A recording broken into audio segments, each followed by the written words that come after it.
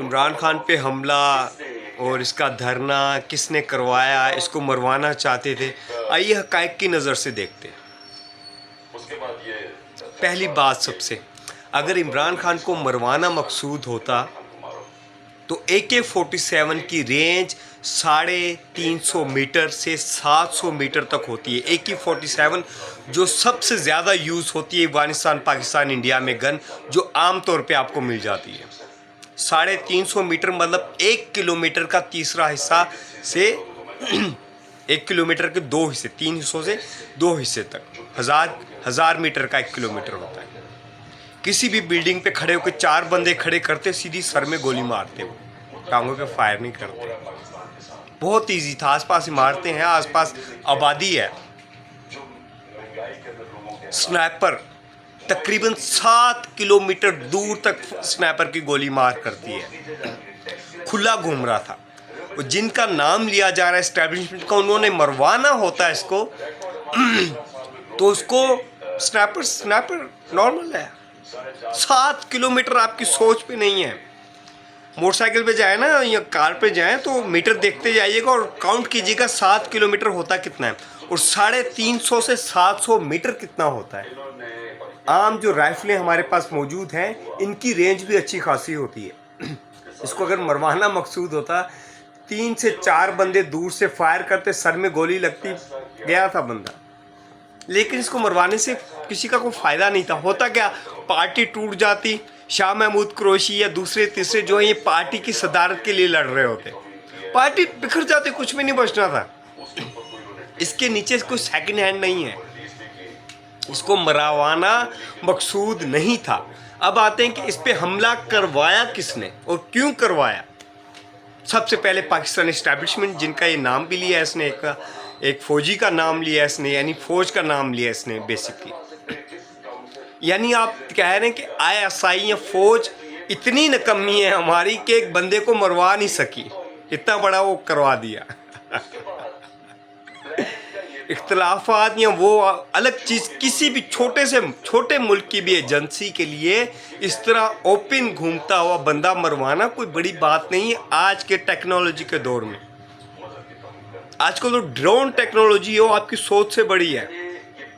आप ड्रोन में, मैं पूरी डिटेलें नहीं बता रहा कि इस चीज़ को यूज़ कर ले, आम लोग यूज़ करने लग जाए। लेकिन जो हाई सिक्योरिटी के लोग हैं वो मेरी बात को समझेंगे। आप मेरी ये वीडियो उनको दिखा सकते हैं, वो आपको बताएंगे बंदा मरवाना आजकल में कोई इतनी बड़ी साइंस है ही नहीं कि वो बंदा बच जाए। जब इस हाई लेवल पे कि मुल्क की एजेंसीज, मुल्क की फ़ौज उस बंदे को मरवाना चाह रही हो, मुल्क की हुकूमत, मौजूदा हुकूमत मरवाना चाह रही है उसको। और ये तो कंटेनर में घूम रहा था, बेनजीर बुलेट प्रूफ गाड़ी में बैठी थी, उन्होंने मरवाया। आप कहते जरदारी ने है, मुशर्रफ ने है, कुछ बहुत सारे हैंडलर्स थे इसमें। अकेला ना जरदारी था और मुशर्रफ अकेला। मैं इस बारे में कोई कमेंट नहीं दे रहा कि यहाँ होना क्या है। बहरहाल छोड़े इस चीज़ को। अब आते हैं इसको हमला क्यों करवाया गया। थोड़ा सा बैक जाते हैं। ये नाहल हुआ, इसको था कि लोग निकलेंगे, अवाम कोई साथ नहीं निकली, कोई धूम धड़का नहीं हुआ, इसको कुर्सी से उतार दिया, इसको अपने केसेस की पड़ी हुई है, कोई शोर शराबा ख़ास नहीं हुआ। सहाफ़ी मार दिया बाहर जाके, थोड़ी सी इसको पोटेंशियल, मतलब थोड़ी सी इसको पावर मिली, लोग निकले, लोग जज्बाती हुए, इसने धरना शुरू किया। 1-2 दिन में लोगों का गुस्सा ठंडा हो गया कि सहाफ़ी था, मर गया, हम अपनी मतलब घर बार छोड़ के, अपना काम कारोबार छोड़ के इसके पीछे लग जाए, पागल है। अवाम नहीं निकली, इतनी बड़ी बात नहीं है, एजेंसी तहकीक कर रही हैं, कुछ ना कुछ मिल जाएगा। बहरहाल फिर इसने धरना शुरू किया, अपना लॉन्ग मार्च शुरू किया। तो लॉन्ग मार्च कैसे हुआ, लोग सुबह आते थे जैसे पार्टीज़ में जाते हैं, आए जो ये बिरयानियों के ताने दूसरों को देता है, आए बिरयानी खाई, बिरयानी तो ये भी बांट रहा है ना। धरने में जो लोग आ रहे हैं भूखे नहीं जा रहे भाई, भूखे नहीं जा रहे, तो बिरयानी ये भी बांट रहा है ना। आए बिरयानी खाई, शुगर मेला देखा, 2-4 गाने सुने जैसा कंसर्ट्स में होता है, जैसे इसके जलसों में होता है, 2-4 बातें सुनी, 2-4 नारे लगाए, जी टाइम पास हो गया, जा रहे हैं। शाम को घर चले गए। ये कौन सा लॉन्ग मार्च है। लॉन्ग मार्च हमेशा कराची से शुरू होता है, इस्लामाबाद तक आता है, या आप कश्मीर वाली साइड से किसी दूर के इलाके से शुरू करें। कराची से इस्लामाबाद 24 घंटे, 20 से 24 घंटे का ट्रेन में सीधा सीधा रास्ता है, वो लॉन्ग मार्च बनता है। 4-5 दिन में पहुंचे पैदल अवामी अब गाड़ियों पे। लाहौर इस्लामाबाद का तो 2-4 घंटे का सफ़र है बड़ी मुश्किल से। ये कौन सा लॉन्ग मार्च है? इसमें भी लोग नहीं आए तो फिर जो हमला इमरान खान ने करवाया, ना एजेंसीज ने करवाया, ना इसकी पार्टी के लोग भी अगर करवाते इसको हटा के, उनको पता है शाह महमूद कुरैशी या दूसरे तीसरे लोग हैं, ये हटेगा तो उनकी बारी आएगी, वो लीडर बनेंगे, अगले इलेक्शन में उनको वज़ीर आज़म बनने का चांस दिया जाएगा। जैसे बेनज़ीर गई तो जरदारी सदर बन गया, पूरी पार्टी उसके अंडर आ गई।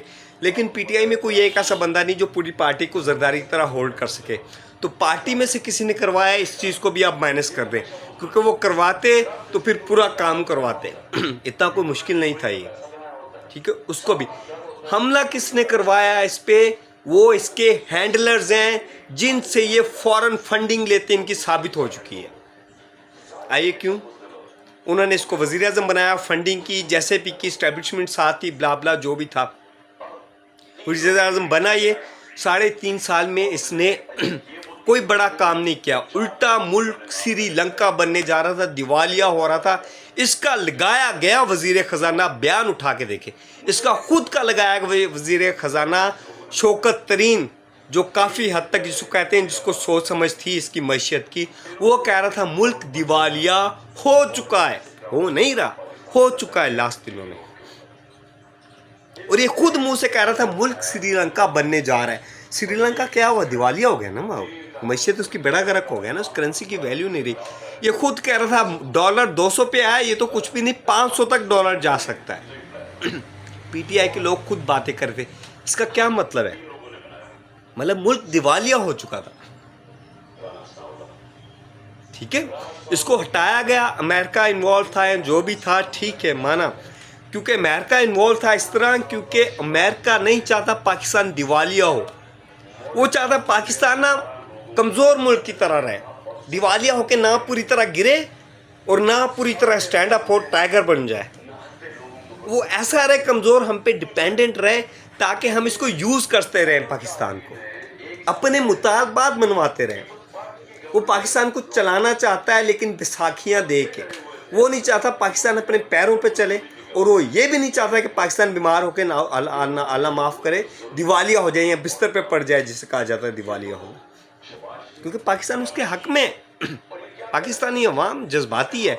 और छोड़ दें इस बहस को, किसी और वीडियो में कर लेंगे। अब ये जो हमला है देखा, इसका जलसा शुरू हुआ, उसके बाद क्या हुआ जी, के लोग इतने इंटरेस्टेड नहीं थे। फिर ये कहने लगा कि जी इस्लामाबाद पहुंच जाओगे तो क्या होगा, लोग आएंगे हलवा पूरी खाएंगे, 126 दिन की तरह अपनी शलवारें डी चौक पे लटकाएंगे और लाया भी मौजे मारेंगे। उनके बाप का क्या जाता है? जिनको मतलब जो पिकनिक पे जाते हैं लोग, जो इस्लामाबाद या कहीं पिकनिक पे जाते हैं, वो क्या करते हैं? इमरान खान के धरने पे चले गए। जैसे 126 दिन लोग आते रहे, लड़कियां फ्री सारी रात वहीं होती हैं, लड़कियां जो भी वहाँ कंजर खाना था, कंडोम मिलते रहे, मतलब जो बाद में आसार मिलते रहे, जो वहाँ की वीडियोस आती रहे, तो वहाँ क्या कंजर खाना होता रहा, वो सारी अवाम को पता है। तो खर्चा कौन कर रहा था 126 दिन? ये कर रहा था इसके फंड, जो फंड लगा रहे थे वो कर रहे थे। तो अभी भी 126 दिन जाके बैठ जाता, 11 महीने बाद 126 दिन बनते तकरीबन 5 महीने, 4 से 5 महीने, ठीक है। अब की बार ये कह रहा था मैं 10 महीने बैठूंगा। इसका खुद का बयान है कि 10 महीने ये चलता रहेगा जब तक इलेक्शन नहीं होते, क्योंकि इसे पता था कुछ नहीं होना, कुछ कर नहीं सकता। तो इसके हैंडलर्स ने इस पे हमला करवाया है कि 10 महीने हमारे पैसे ज़ाया ना हो, जिसको फॉरेन फंडिंग करते रहें आपके यहूदी और इंडियंस, कि इसके हमारे जो पैसे ज़ाया ना हो और जल्द से जल्द ये काम करवाया जाए। और वो उन्होंने जो 10 महीने बाद भी वो नहीं करवा सकते थे, वो उन्होंने अब करवा लिया। अवाम सड़कों पे निकली है, अवाम तोड़ फोड़ कर रही है, अवाम को एक रीज़न मिल गया तोड़ फोड़ करने का, पीटीआई के सपोर्टर्स को, कि जी हमारे लीडर पे हमला हो गया। पहले अवाम के पास, पीटीआई सपोर्टर्स के पास तोड़ फोड़ का कोई रीज़न नहीं था। उन्होंने पाकिस्तानी जज्बाती अवाम को, वो पीपल्स पार्टी की हो, पीटीआई की हो या नून लीग, किसी भी पार्टी, पाकिस्तानी अवाम जज्बाती है। मुझे बताएं, बेनज़ीर मरी, उसके बाद तोड़ फोड़ की, लोगों ने निकल के पीपल्स पार्टी के जालों ने अपना ऊसा निकाला, दुकानें लूटी तोड़ी, या लूटने वाले तो डाकू थे ना, उन्होंने तो फ़ायदा उठाया। वो तो ख़ानदानी डाकू थे जिन्होंने, लेकिन आम आवाम ने क्या किया, तोड़ फोड़ की, अपना गुस्सा उतारा, जज्बाती कौम है ना। और मुझे बताएं इससे क्या हुआ? क्या बेनज़ीर के कातिल पकड़े गए? नहीं। बेनज़ीर के कातिल पकड़े गए? नहीं। अवाम को पता नहीं है कि हमने करना क्या है, किस में हमारा फ़ायदा है और हम चाहते क्या है। बस वो जज्बाती है, इसको लगा दो तीली, ये उठेंगे तोड़ फोड़ करके 2-4 दिन रोड पार्क करेंगे, गाड़ियाँ जलाएंगे, गुस्सा उतर गया, टाटा फिश बैठ गए। तो अभी भी इसने क्या किया, इनके जो हैंडलर्स ने था, उसने देखा जी लॉन्ग मार्च तो कर रहे हैं, इसका कोई फ़ायदा है नहीं, 10-11 महीने जाके वहाँ बैठा रहेगा ये हडराम, अवाम भी इसके साथ बैठी रहेगी। और जो फॉरेन फंडिंग कर रहे हैं इंडिया और यहूदी, जिनकी फॉरेन फंडिंग पकड़ी गई है बाकायदा, वो उनको पैसे खिलाने पड़ेंगे फ्री में, वो इसको फीड कर रहे हैं ना, फॉरेन फंडिंग तो पकड़ी गई है। ठीक हो गया। तो उन्होंने शॉर्टकट यूज़ किया, जिससे हुकूमत भी दबाव में आ गई, पाकिस्तानी फ़ौज भी दबाव में आ गई, और पाकिस्तानी जो अवाम, जो इसके सपोर्टर्स है काफ़ी हद तक, पीटीआई के जो सपोर्टर्स हैं, उनको भी एक रीज़न मिल गया, और लिया जी पूरी दुनिया में बदनाम भी पाकिस्तान हो गया। क्योंकि इमरान खान साबका वज़ीर आज़म है, जैसे भी बना इसको कोई नहीं देखता, वो देखते कि साबका वज़ीर आज़म है, उस पर हमला हुआ, पूरी दुनिया में पाकिस्तान बदनाम भी हो गया। चाइना से हमारे जो मुआहदे हो रहे हैं मैशियत पे, उसमें भी डाउनवर्ड डोल की एक तरह से वो आ गई, जैसे सीपैक इसने आते ही रुकवा दिया। तो जो फंड कर रहे थे वो तो अपना फ़ायदा देखेंगे ना, उसको ना इमरान खान सगा है, उसका मरा हुआ इमरान खान उनके फ़ायदे में नहीं है। इमरान खान मर जाता गया हमले में, तो जिन्होंने इन्वेस्टमेंट की हुई है इमरान खान पे, उनके फ़ायदे में नहीं था। ये क्या होता, पार्टी टूट जाती, उनकी सारी इन्वेस्टमेंट ज़ाया थी। मतलब जो उन्होंने पाकिस्तान का बेड़ा गर्क करवाना था वो करवा लिया। दोबारा इमरान खान जैसा जाहिल बंदा उन्हें मिलना कोई मतलब आसान नहीं था, दोबारा उनके पास कोई सेकंड ऑप्शन नहीं था। एमकेएम को यूज़ कर चुके, इमरान खान एक आखिरी ऑप्शन था। अगर ये मर जाता तो शाह महमूद कुरैशी कहता जी मैं पार्टी पे कब्जा करता हूँ, दूसरे कहते मैं करता हूँ, पर जितने भी लोग हैं वो सारे बंदा चाहता जी मेरा पार्टी में ज़्यादा बड़ा ओहदा हो, मैं इमरान खान की जगह पे आऊँ, और आता कोई भी नहीं, सारी पार्टी टूट जाती, कोई इसके बाद लोग नहीं था।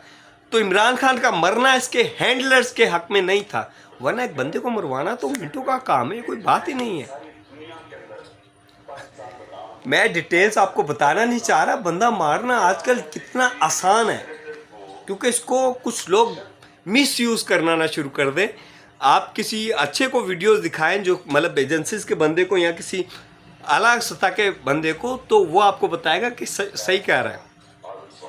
मैंने एक जब इमरान खान आ गया था तब एक बात की थी, वैसे ही जानने वालों के हल्के में एक बात की थी किसी बारे में, तो उस बात की वहाँ बैठे एक बंदे ने तस्दीक की थी कि बाकायदा मुझे एक ब्रिगेडियर ने बताया कि ऐसा ही हुआ है। उस बंदे ने मुझे बताया, सबको बताया कि एक ब्रिगेडियर ने कहा कि ऐसा हुआ है, जो मैं कह रहा था। अब मैं वो ना बात रिपीट करूँगा, क्योंकि मैंने इस चीज़ को बंद कर दिया है कि जो सीक्रेट्स खोलूँ, ताकि मतलब चलें छोड़ें। एक तो चीज़ होती है उस चीज़ को कोई दूसरा यूज़ कर सकता है, और दूसरी चीज़ होती है कि काफ़ी सारे लोग माफ़ी मांग चुके कि जी हमने जो किया उसको ख़त्म कर दिए, हम अब शफाफ साफ़ रहना चाहते हैं, हम न्यूट्रल रहना चाहते हैं। तो मैं नहीं चाहता कि मैं कुछ कोई बात खोलूँ, ठीक हो गया। पाकिस्तान सबसे पहले अल्लाह, रसूल, इस्लाम, जिसके लिए हमने ये मुल्क लिया था, और बदकिस्मती से और बेवकूफ़ी से हम इसमें वो निज़ाम राज नहीं कर सके। बहरहाल उम्मीद है आगे हमें अकल आएगी, हम पढ़े लिखे जाहिल नहीं बनेंगे, और इस मुल्क में इस्लामी निज़ाम जो है उसको नफाज की बात नहीं करेंगे, नफाज करेंगे उसमें। ये यहूदियों का जो ईसाइयों का जो रोमन लॉ राइज है पाकिस्तान में, इसको ख़त्म करेंगे, सूदी निज़ाम ख़त्म करने की कोशिश करेंगे। बहरहाल कैसे, तो मेन जो पॉइंट्स थे उसको मैं डिस्कस परसों से करना चाह रहा था, जब से ये ड्रामा हुआ है तो मैंने कर लिया। ये हमला इमरान खान के हैंडलर्स ने करवाया और जो इसको फ़ॉरेन फंडिंग करते रहे। इसमें ना फ़ौज इन्वॉल्व है, ना हुकूमत इन्वॉल्व है, क्योंकि एक बंदे को मरवाना को मसला ही कोई नहीं है यार, कोई मसला ही कोई नहीं बंदे को मरवाना। और जो अरशद शरीफ था उसको भी ना एजेंसीज ने मरवाया, ना फ़ौज ने, ना, क्योंकि वो मरवाते तो इतना ओछे हथकंडे ना, आप समझते कि पाकिस्तानी ISI नंबर 1 ना, हम कहते हैं, मैं भी कहता रहा हूँ कि जी नंबर 1 नहीं है, और ऐसे ही करते हैं, बहुत सारे इख्तलाफात थे कुछ लोगों से बहरहाल, लेकिन पाकिस्तानी एजेंसी पूरी दुनिया में मानी जाती है। आप देखें CIA मुसाद को अगर कोई मुंह दे सकता है वो पाकिस्तानी एजेंसी ISI है। गद्दार हर मुल्क में होते हैं। गद्दार क्यों होते हैं कि जब गद्दारों को आप हार पहनाएंगे, गद्दारों को सजा नहीं देंगे तो मजीद गद्दार आएंगे। तो किसी एजेंसी की कमजोरी नहीं, वो पाकिस्तानी अवाम की कमजोरी है, जो 70 साल 75 साल में पाकिस्तान में जो अल्लाह को चूना लगाया था कि जी ला इलाहा इल्लल्लाह मुहम्मद रसूलुल्लाह, पाकिस्तान का मतलब क्या, ला इलाहा इल्लल्लाह, अल्लाह को चूना लगा के मुल्क ले लिया और अल्लाह के निज़ाम नाफिज नहीं किया। अल्लाह से दुआ तो यही की थी ना कि हम पाकिस्तान में जाएंगे, तेरा निज़ाम नाफिज करेंगे। अल्लाह ने तो मुल्क दे दिया, तो आपने तो एक तरह से धोखाधड़ी की ना। आज तक पाकिस्तान में इस्लामी निज़ाम कोई बात भी नहीं करता। मौलवी हलवों में पूरे अवाम, मौलवियों के पीछे पूरे, सियासतदानों के पीछे पूरे। अल्लाह जी क्या करें। बहरहाल जी, ला इलाहा इल्लल्लाह मुहम्मद रसूलुल्लाह, पाकिस्तान जिंदाबाद।